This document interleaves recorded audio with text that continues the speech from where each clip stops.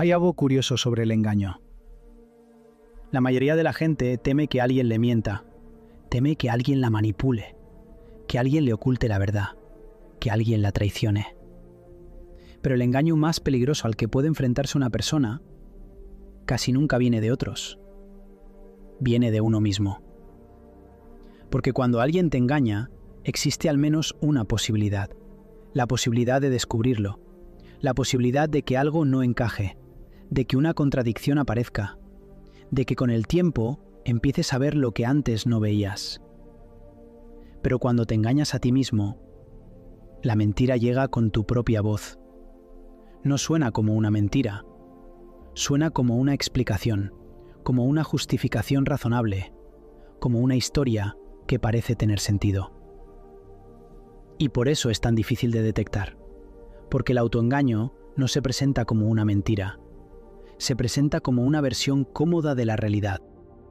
El autoengaño casi nunca empieza con una gran mentira.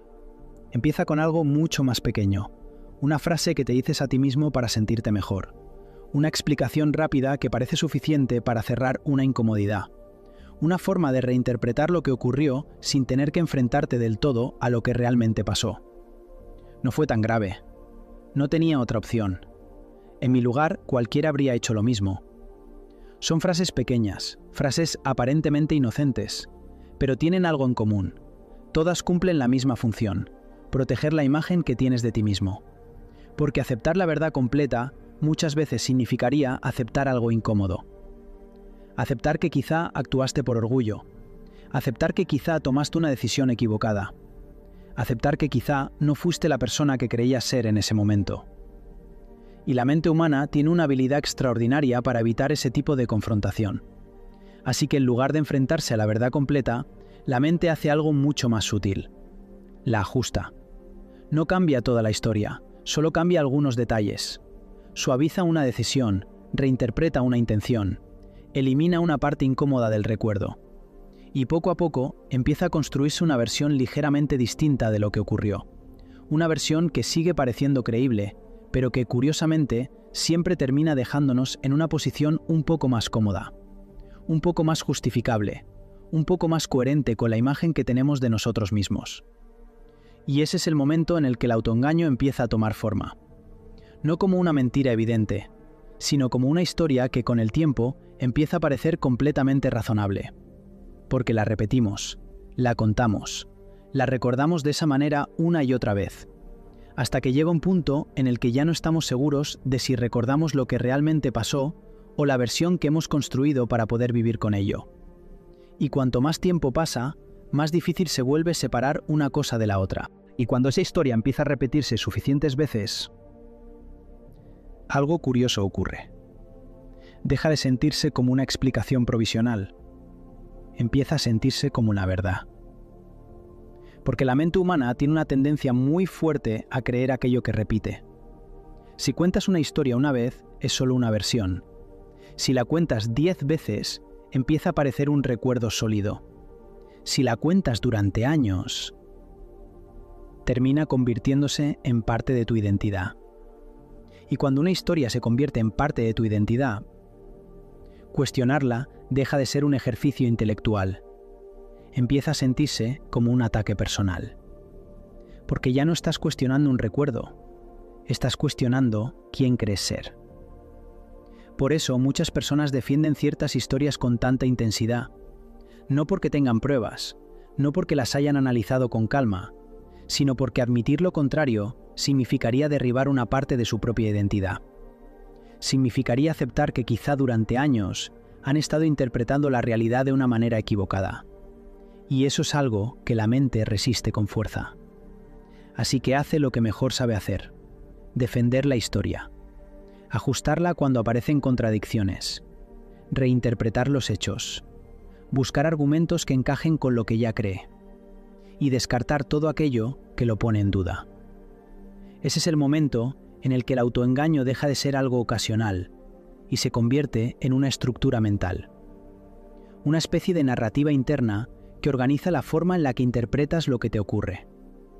Si algo confirma la historia, se acepta inmediatamente. Si algo la contradice, se cuestiona. se relativiza, se ignora. Y poco a poco, el mundo empieza a dividirse en dos categorías: lo que encaja con tu historia y lo que no encaja. Pero la realidad rara vez funciona así. La realidad es compleja, contradictoria, incompleta.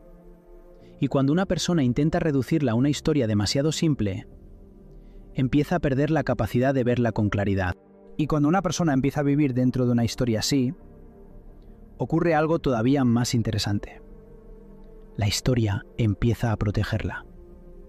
Porque el autoengaño no es solo una distorsión del pasado, es también un mecanismo de defensa, una forma de proteger algo que todos valoramos mucho más de lo que solemos admitir. Nuestro ego. La imagen que tenemos de nosotros mismos. Todos queremos vernos como personas coherentes, personas razonables, personas que, cuando toman decisiones difíciles, lo hacen por motivos válidos. Nadie quiere verse como alguien que actuó por orgullo, por miedo, por egoísmo o simplemente por debilidad. Así que cuando una decisión del pasado amenaza esa imagen, la mente interviene. No necesariamente mintiendo de forma consciente, sino reorganizando la historia, cambiando la interpretación de lo que ocurrió, dando más peso a ciertos detalles, quitando importancia a otros. Y así, poco a poco, la historia empieza a cumplir una función muy concreta: proteger la identidad. Porque si la historia se mantiene intacta, la identidad también lo hace. Y eso explica algo que ocurre constantemente en las relaciones humanas. Dos personas pueden recordar el mismo acontecimiento de formas completamente distintas. No porque una tenga mala memoria, sino porque cada una ha construido una historia distinta para proteger su propia identidad. Una historia donde cada uno tiene razón. Una historia donde cada uno hizo lo que debía hacer. Una historia donde cada uno puede seguir viéndose como la persona correcta. Y cuanto más tiempo pasa, más difícil se vuelve cuestionar esa historia. Porque cuanto más tiempo llevas creyéndola, más doloroso sería descubrir que no era del todo cierta. Pero el verdadero problema del autoengaño no está solo en cómo reinterpretamos el pasado. Empieza a aparecer en algo mucho más importante: en las decisiones que tomamos después. Porque la historia que una persona se cuenta sobre sí misma no se queda en el recuerdo de lo que ocurrió.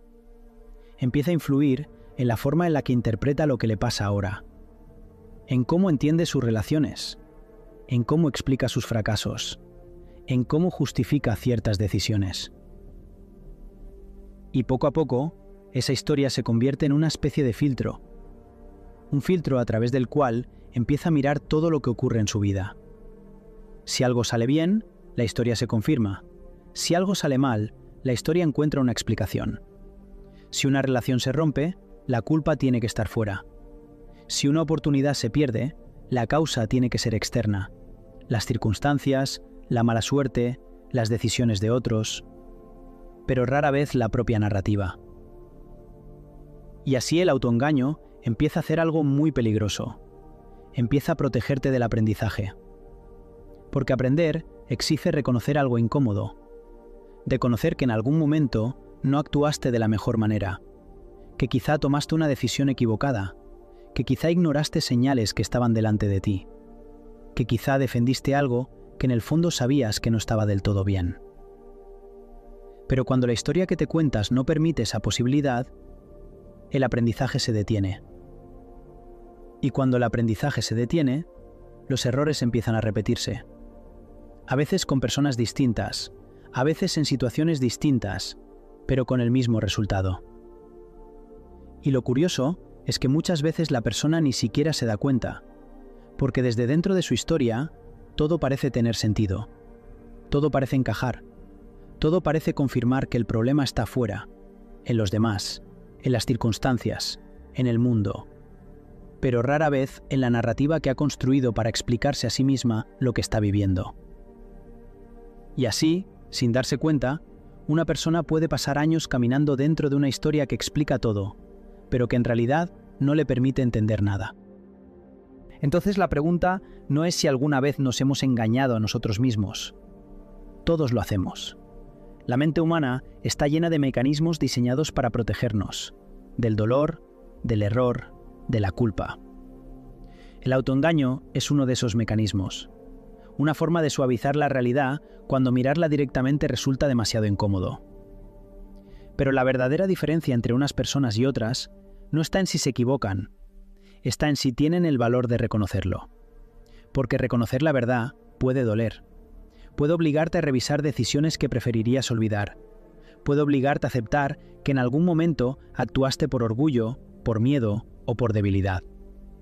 Puede obligarte a mirar partes de ti mismo que no encajan con la historia que llevas años contándote. Pero seguir viviendo dentro de una mentira siempre termina costando mucho más. Porque tarde o temprano la realidad aparece. En las decisiones que repites, en los errores que vuelven, en los caminos que recorres una y otra vez sin entender por qué siempre terminan igual. Y cuando eso ocurre, ya no importa cuánto hayas defendido la historia. La realidad siempre acaba imponiéndose. Por eso quizá la pregunta más importante no es si alguna vez te has engañado. La pregunta realmente incómoda es otra. ¿Qué historia llevas años contándote para no enfrentar una verdad? ¿Qué versión de los hechos sigues defendiendo porque admitir lo contrario cambiaría demasiadas cosas? Y sobre todo, ¿qué mentira sigues repitiendo hoy para no tener que reconocer quién eres realmente?